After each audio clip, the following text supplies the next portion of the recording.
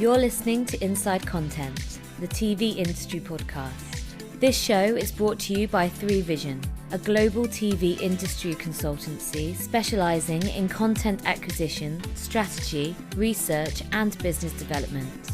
Each episode, we give you VIP access to the views and experiences of senior TV executives and discuss the latest TV industry trends and insights.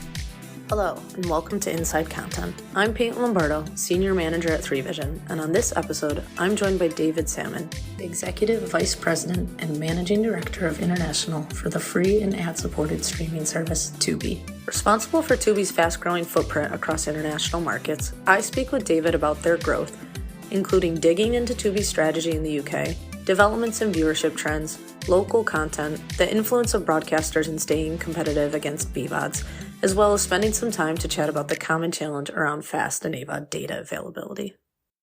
Alrighty, David, thanks so much for joining us today on Inside Content. Can you start by giving us a quick introduction of your roles and responsibility at Tubi? For sure, yeah. Thanks for having me. So my name is David Salmon. I'm the Managing Director of Tubi's international business. So I'm responsible for all of Tubi's markets outside of the US. That includes Canada, Australia, New Zealand, Central America, it's Mexico plus 5 other Central American countries, as well as our newly launched service in the UK. Great. And speaking of that UK launch, that was very, very recent in July. Can you talk to me a little bit about how that launch has gone for you guys? Yeah, it's been great. We launched the first week of July in the midst of the general election. We kind of kicked in a lot of our brand marketing as of the middle of July. And since then, we've really been picking up steam in market, including we launched with a very large content catalog, 20,000 films and TV episodes, kind of one of the largest catalogs in market. And pretty much since then, we've been continuing to grow it. We just passed the 30,000 film and TV show mark. And that's kind of a big part of Tubi's value prop, is being able to offer this very broad content catalogue. But in the UK in particular, we've been thrilled by the sort of reception to the breadth of content. Some of the titles have, really outperformed our expectations. And we've had a kind of a great time getting to better understand potentially the space that we can play in what is a highly competitive UK market. Yeah, definitely. You mentioned that you've noticed some titles that perform a bit better than expected. Can you talk about some of those? So maybe some genres that you're seeing better viewership performing especially well here in the UK? Yeah, absolutely. Some of it's quite predictable. We tend to find that there are certain types of blockbuster films in particular that are always going to really deliver. One of the big launch titles we had was Happy Gilmore, and Adam Sandler never really fails to deliver. Obviously, it's why he's got quite such a large commissioning deal with Netflix nowadays. Having said that, even over just the past month, we've really found at the moment, we've got Hitchhiker's Guide to the Galaxy with Martin Freeman on the service. It continues to do extremely well. It's kind of one of those titles, I think, it's just very quick to jump into. And we've seen this across lots of these kind of studio titles that are licensed on the service, things like The Breakup or Kick-Ass, which incidentally I was watching last week and sort of reminded me of how much I love that film.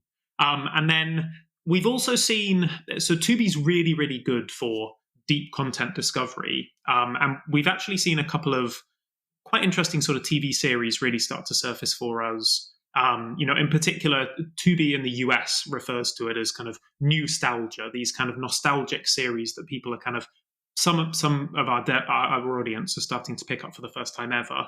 And actually something like Bad Girls Club, sort of 2000s hit US series that really captured the zeitgeist in a particular moment. It's been performing really, really nicely on the service. And actually, when it comes to UK content, we continue to see that in a sort of similar vein, Skins is performing really well on the service right now. And that type of really kind of classic, highly rewatchable UK TV is really performing. So it's been great. I would say that we're still very early. We're still, we're growing really quickly. So every month we tend to find that there are slightly new patterns emerging. And that's something we'd continue to expect to see, especially over this first year of being in market, where we start to really find our audience.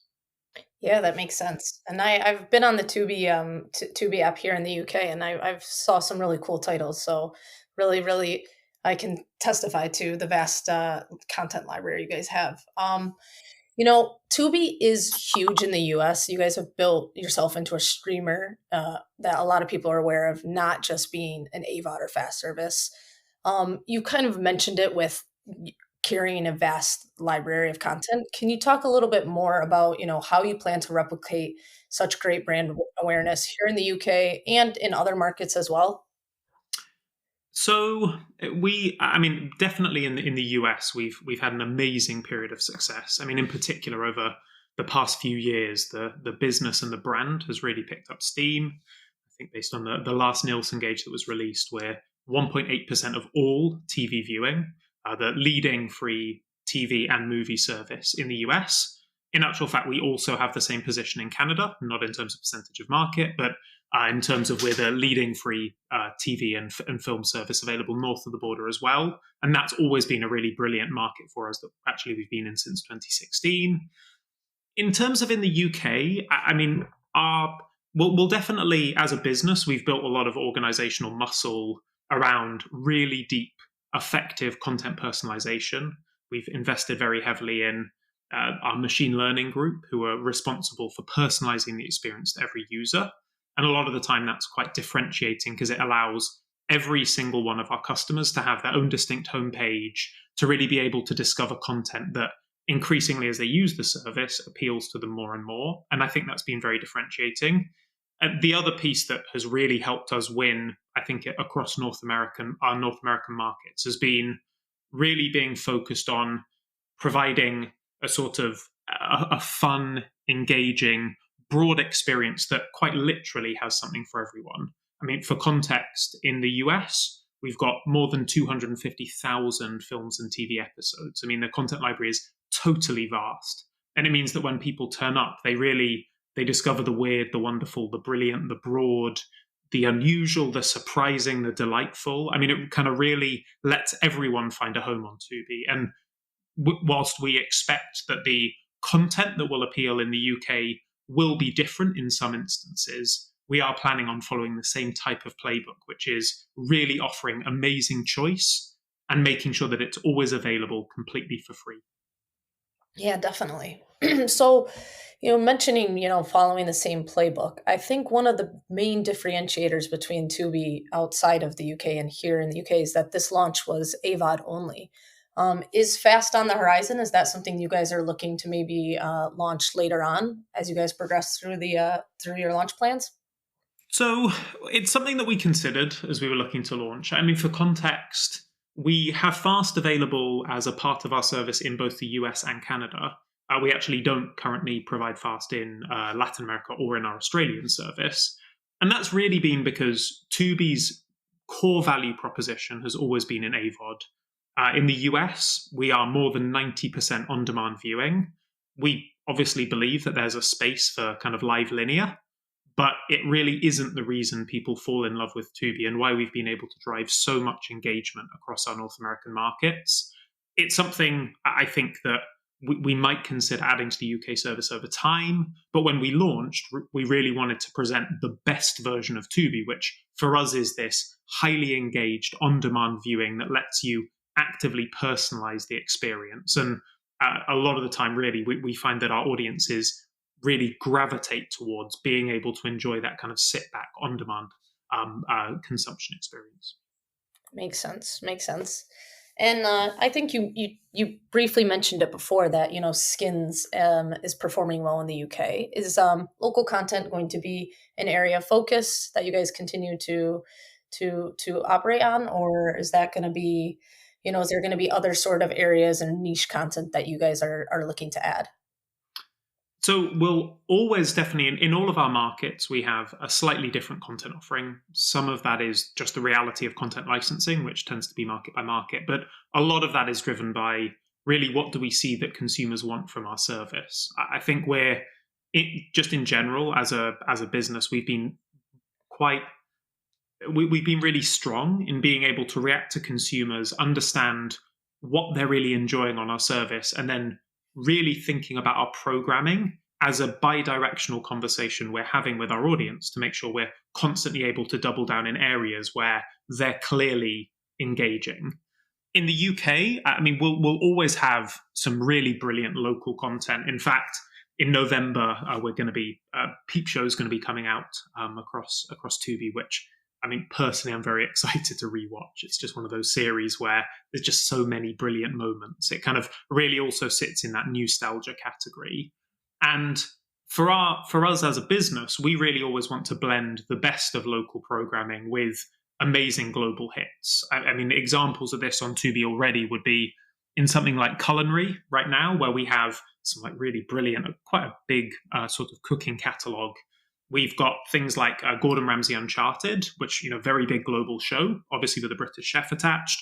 We've got sort of, for a very local flavor, we have like Mary Berry's Brilliant Bakes, which, again, that as a type of show is going to feel quite specifically British, but then you combine it with the global flavors of something like Anthony Bourdain's Parts Unknown, and you really then start to combine both brilliant local programming and brilliant international programming. So I think we'll always have both. Local programming has a really valuable place in our catalog, but we also believe that we want to have a broader offering than just pure British fan favorites. Yeah, that totally makes sense. Turning a bit more philosophical on the entire sort of FAST and AVOD, industry, do you think global markets outside of the US, broadcasters, are likely to have more of a say in how the ad-funded streaming market takes shape? I mean, they have obviously more established BVOD services in the UK and in other places outside of the US, and they reach a huge audience. So do you think that this is going to kind of influence how you guys, operate in these markets? I mean, it definitely will. I mean, if you kind of just look at the UK, I mean, obviously there's a few 10,000-pound gorillas in the room. And when it comes to free streaming, it's going to be the BVOD services like ITVX or All 4, where they have huge audiences, they have amazing local programming, and they have really, really great brand equity. And the reality is they also have long-term, enduring, trusted relationships with advertisers. So all of those things are going to mean that they're going to play a key role in the ecosystem. Having said that, I think there is a lot of space in quite a complementary way for Tubi to fit alongside, for example, ITVX and All 4. Our general contention as we came into the UK market has been that there's been a real consolidation of the market around a sort of median viewer. It tends to be the case that the vast majority of the bigger streaming services in the UK are programming for a single piece of content that is able to be as broadly appealable as possible. And that definitely makes sense, because a lot of the time, if you're a broadcaster, you're commissioning both for a linear broadcast window and then also potentially your on-demand offering. But what that means is that there is a large subset of consumers who actually tend not to have a lot of content that maybe they feel really speaks to them, whether it's because they come from a more diverse background, where potentially a lot of the programming, whether it's Regency, classic British programming, doesn't really speak to their lived experience or their kind of family history, whether it's just that potentially they, instead of being focused on a kind of very mainstream view of UK programming, they've fallen into certain types of internet fandoms that they've really attached themselves to and really feel are more reflective of their passions. A good example of this would be something like horror in the US, where we see a ton of consumers who really opt into watching Tubi's horror catalog because that is just a programming type that they've totally fallen in love with and can't get enough of. So I would say the broadcasters will always be able to really shape the market in certain ways, partly just because of their size, but there's also a large portion of UK consumers who potentially right now are being slightly underserved by some of these mainstream services that we believe can really find a credible home on Tubi. And we also believe from an advertiser perspective, we can be a really useful platform for them to reach some of that audience, which currently isn't massively addressable. Got it.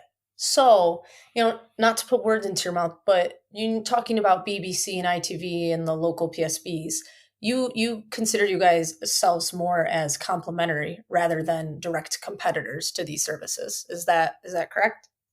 Yeah, I would say so. I mean, there'll be certain ways where we are obviously competitors. If you're a streaming service that enters the UK market, you're kind of trying to capture attention, and ultimately that's the resource that is finite that you're competing over. But a lot of the time, the type of attention potentially that we're able to capture will be slightly younger audiences, more diverse audiences. It will be supplemental for people who potentially are not directly engaging with the BVOD services at any period of time. So yeah, we would consider ourselves to be a kind of a really good fit in this ecosystem, in that we offer the ability to access incremental audiences who potentially aren't necessarily finding a home on a lot of those services. Sure. And you mentioned that horror, has become super popular on Tubi in the US. What kind of balance are you guys going to use in terms of figuring out what works here in the UK and other markets? Do you guys use that US sort of data to try to develop plans for what might work here in the UK? Or are you treating this as a completely separate market? How does that process kind of work? Because you guys obviously have access to a huge amount of data coming in from the US, Canada, and all of those other markets.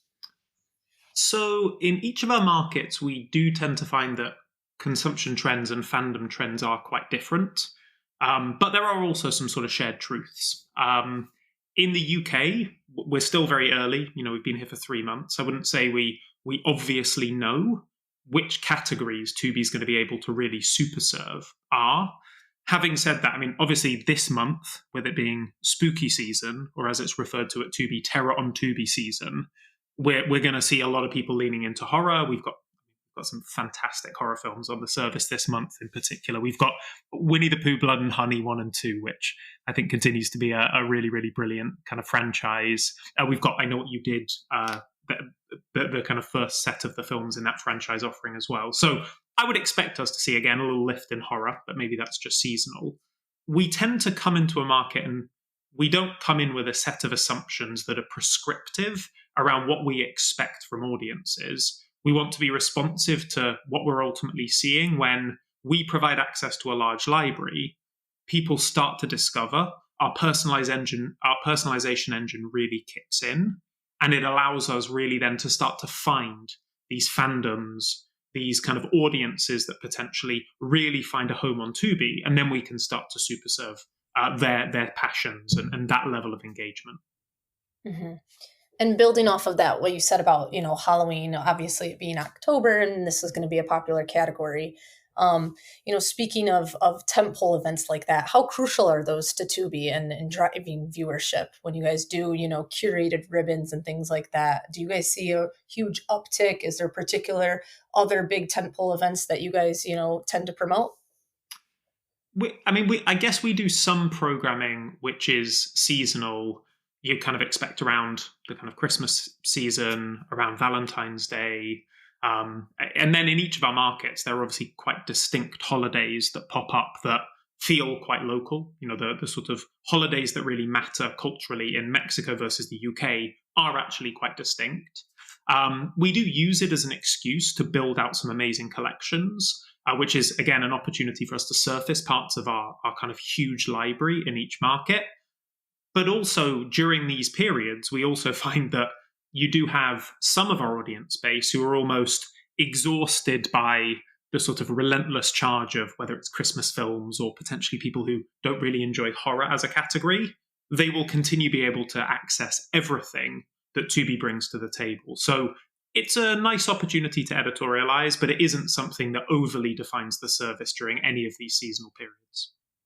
Sure. Yeah. That makes sense. That makes sense to have a good balance of that. So we've talked a lot about viewership and trends and data and all of that. And we all know that in FAST, it's kind of the Wild West in terms of data and what platforms are sharing.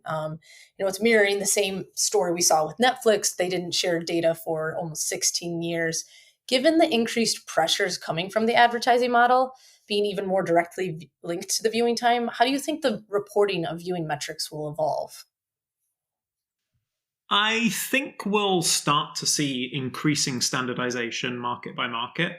In any of these emerging categories, it can take a while to understand what do all of the different stakeholders need access to put together a picture of what's performing. Obviously, the UK is quite a good example where, at the moment, there appears to be a bit of push and pull between different measurement and sort of data sharing standards. There isn't total consolidation across broadcasters, publishers, advertisers. There isn't consensus in that space. But I would expect over the next 18 to 24 months, we will increasingly see a more common approach, because it does help all ships rise with the tide as transparency improves. We definitely, in each of our markets, have wanted to play some role in understanding what data is important and what do we want to share to make sure that we can demonstrate the value that Tubi brings to each of those stakeholders, whether it's platform partners, whether it's kind of advertisers, and more and more, I would expect to see just general consolidation. But it clearly is still very fragmented out there, and we're probably still in the early innings on a market-by-market basis. Some of that is going to be driven by the history of each of the markets. In the US, it was traditionally standardized around Nielsen. In Canada, it was around Numeris. In the UK, definitely from a streaming perspective, it still feels like there's a bit of work to do to drive consensus. So we're sort of here to participate as and when there starts to become a fixed sense of a common standard. Great. Yeah. Well, we look forward to seeing that, because I think that's definitely, in the future for the entire industry across the globe. So, David, it's been a pleasure to have you on the podcast. This has been super helpful and entertaining to hear about, Tubi abroad, outside of the US, the UK, all of your markets. And we look forward to hearing more about the launch in the UK and how it goes. So thanks so much for joining me today. My pleasure. Thanks for having me. Thanks for listening to this episode of Inside Content, the TV industry podcast brought to you by 3Vision. With decades of TV industry experience and real-world success, we know the ins and outs of the market like nobody else. To learn more about our TV consultancy services, head to 3vision.tv.